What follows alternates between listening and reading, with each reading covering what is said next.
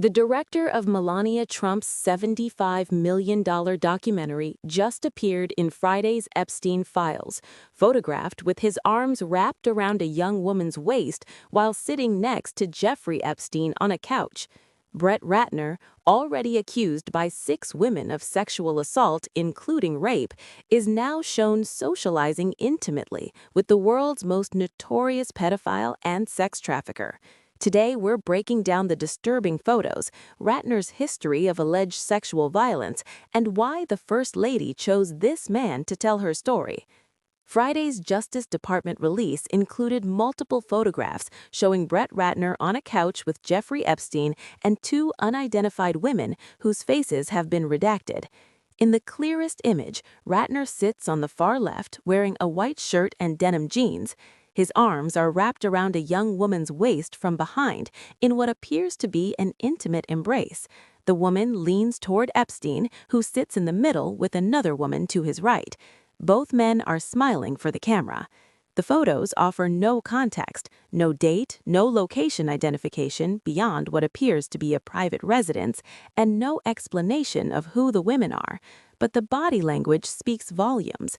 This isn't a business meeting or casual acquaintance. Ratner's embrace of the woman suggests familiarity and intimacy. The Department of Justice released these as part of 15 thumbnail images depicting Ratner found among the 3.5 million pages of Epstein investigation materials. The thumbnails show Ratner, Epstein, and Jean-Luc Brunel, Epstein's modeling agent associate, smiling and relaxing with different women, all of whose identities have been concealed. A previous December document release showed Ratner hugging a shirtless Brunel around the waist, both smiling broadly at the camera. Brunel was charged with raping minors and trafficking children for sexual exploitation. He was found hanged in his Paris prison cell in 2022 in an apparent suicide before he could stand trial. Prosecutors suspected Brunel of transporting young women to Epstein. The fact that Ratner appears in multiple photos with both Epstein and Brunel suggests he was part of their inner social circle, not someone who happened to attend one party. Brett Ratner, 56, built a billion-dollar Hollywood career directing blockbuster films. He made his name with the Rush Hour franchise, starring Jackie Chan and Chris Tucker, then directed X-Men: The Last Stand, Red Dragon, and Tower Heist. His films have earned over $2 billion at the global box office. Ratner co-founded Rat Pack Entertainment, which co-financed 81 theatrical releases exceeding $17 billion in worldwide box office receipts. He directed music videos for Mariah Carey and other major artists before transitioning to features. But in November 2017, during the height of the Me Too movement, 6 women publicly accused Ratner of serious sexual misconduct. The allegations weren't about inappropriate comments or unwanted advances. They described violent sexual assaults. Actress Olivia Munn alleged Ratner masturbated in front of her when she was on set. Natasha Henstridge stated Ratner physically forced himself on me in the early 1990s when she was 19, forcing her to perform oral sex, which constitutes rape under California law. Actress Jamie Ray Newman alleged Ratner described sex acts he wanted to perform on her while sitting next to her on a plane. Catherine Town claimed he followed her into a bathroom at a party in 2005 and made advances. Former talent agency employee Melanie Kohler accused him of rape. Ratner called this allegation deliberately false and malicious. Ratner has vehemently disputed all claims and denied wrongdoing. No criminal charges were ever filed, but the fallout was immediate and severe. Warner Brothers severed ties with him. Paramount dropped him from all projects. His agency dropped him. Hollywood essentially blacklisted Brett Ratner. For 7 years, Ratner disappeared from public view until Melania Trump hired him to direct her documentary. Melania, 20 Days to History, premiered Thursday at the Kennedy Center in Washington before opening nationwide Friday. Amazon MGM Studios paid $40 million for worldwide distribution rights and spent another $35 million on marketing, a staggering $75 million total investment. The film follows Melania Trump during the 20 days leading up to Donald Trump's second inauguration in January 2025. Melania served as executive producer, giving her editorial control. She pocketed $28 million from the licensing deal. The reviews have been catastrophic. Rotten Tomatoes gives it 6%. Critics call it propaganda, a vanity project, and an unbelievable abomination of a film. But the real scandal erupted behind the scenes. Rolling Stone obtained reports from crew members describing chaos during production. 2/3 of the New York crew requested their names be removed from the credits, an extraordinary rebuke. Multiple crew members told Rolling Stone they were a little bit uncomfortable with the propaganda element of the film. Several specifically cited Ratner's behavior as problematic, though details weren't specified. When asked about crew members removing their names, Ratner responded at Thursday's premiere, "I understand if a liberal is working on the movie and they don't want to be credited, but they want to feed their family. I don't blame anybody for that." He deflected blame to political ideology rather than addressing his own conduct or the film's quality. The timing of Friday's Epstein file release couldn't be worse. The documentary is bombing in theaters, projecting just $8 million opening weekend against a $75 million budget. Empty screenings nationwide. One Jacksonville theater near Mar-a-Lago sold only 13% of seats. A Sydney cinema sold 0 tickets. Now Ratner's face is plastered across news sites worldwide, not promoting the film, but explaining photos of him embracing women while sitting with Jeffrey Epstein. Appearing in the Epstein files doesn't automatically indicate criminal wrongdoing. Many powerful people socialized with Epstein before his 2019 arrest and death.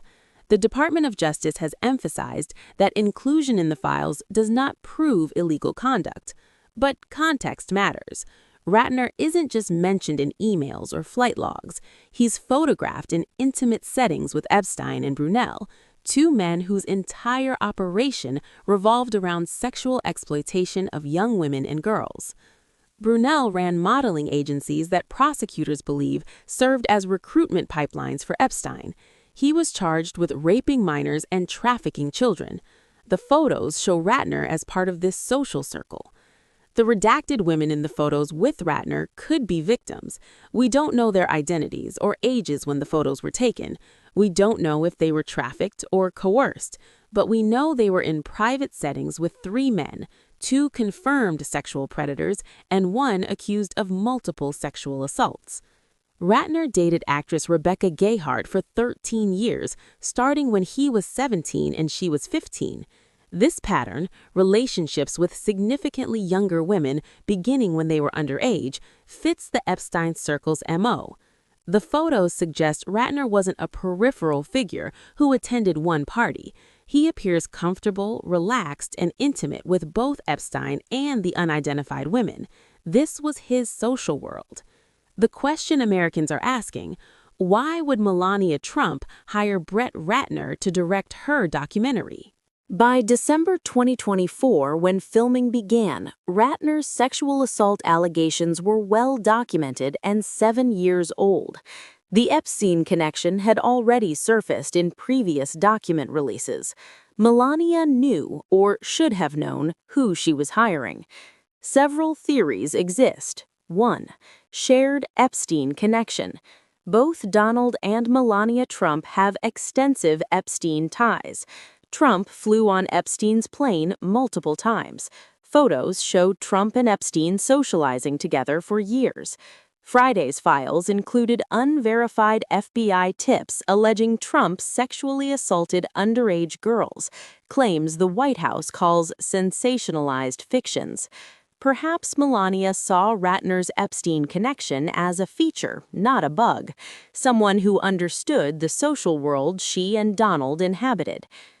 2. Blacklisted director desperate for work. 7 years after being exiled from Hollywood, Ratner needed this project. A blacklisted director willing to create propaganda for the First Lady in exchange for career rehabilitation. Melania got complete control, Ratner got his comeback. 3. The Trump circle attracts accused abusers. Donald Trump himself has been accused of sexual assault by over 20 women. He was found liable for sexual abuse in the E. Jean Carroll case. His cabinet includes multiple men accused of sexual misconduct. Perhaps hiring Ratner fits the pattern. Whatever the reason, the optics are devastating. The First Lady of the United States chose a man accused of rape by multiple women, a man photographed intimately with Jeffrey Epstein and a convicted child sex trafficker, to tell her story to America. Ratner has not commented on the photos. His publicist has not responded to media requests. He attended the Thursday premiere smiling and waving, seemingly unconcerned. But the damage is done. The film is bombing commercially and critically. The production was plagued by chaos and crew defections, and now the director's face appears in the Epstein files, embracing unidentified women next to the world's most notorious pedophile. Amazon spent $75 million on this disaster. They're laying off 16,000 workers worldwide while burning cash on propaganda for the First Lady, directed by an alleged rapist with Epstein connections. Melania called the film beautiful, emotional, and fashionable at the Thursday premiere. She clearly doesn't see the problem. But Americans see it. They're not buying tickets, they're not watching the propaganda, and they're asking why the First Lady would align herself with Brett Ratner. The Epstein files keep revealing uncomfortable truths about the powerful men who orbited Jeffrey Epstein. Brett Ratner is the latest. He won't be the last.